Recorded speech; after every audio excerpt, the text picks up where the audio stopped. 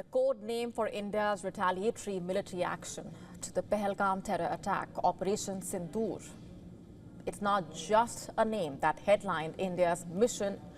It's a name heavy with symbolism, significance. It's bold, heroic, all at the same time.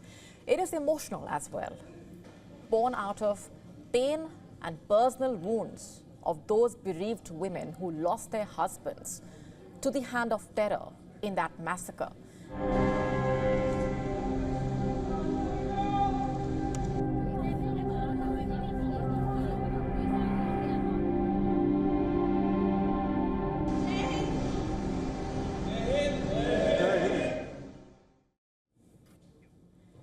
These chilling images are still fresh in the minds of many Indians. The terror attack in Pahalgam that shocked the entire country to the core, a loss that felt extremely personal to everyone, every Indian. And for those women, it has been about unspeakable grief. In India, Sindoor or vermilion is worn by Hindu women as a symbol of marriage, one that solemnizes their bond with their husbands in a way. Red in color, a pinch of Sindoor powder also distinguishes married women and is often donned as a symbol of pride and honor. It's also the very cornerstone of Hindu faith.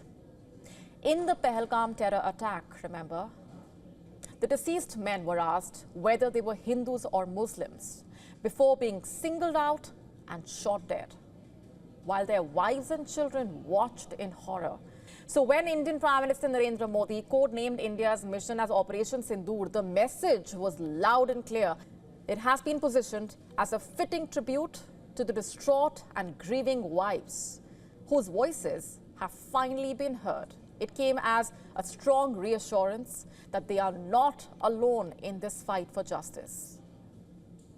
Sindoor, by the way, is also worn by warriors before they enter a battlefield. Therefore, Operation Sindoor by the Indian Army is symbolic of India's fire and fury, its grit as a country, in more ways than one. A gesture that, of course, has not gone unnoticed.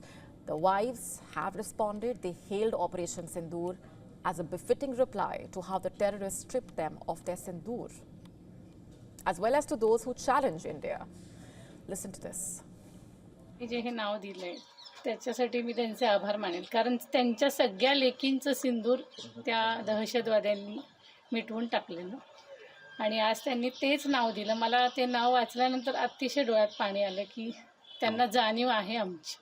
तो बहुत धन्यवाद करती हूँ, उनसे बहुत thank you कहती हूँ कि उन्होंने मेरे पति की मौत का बदला लिया है.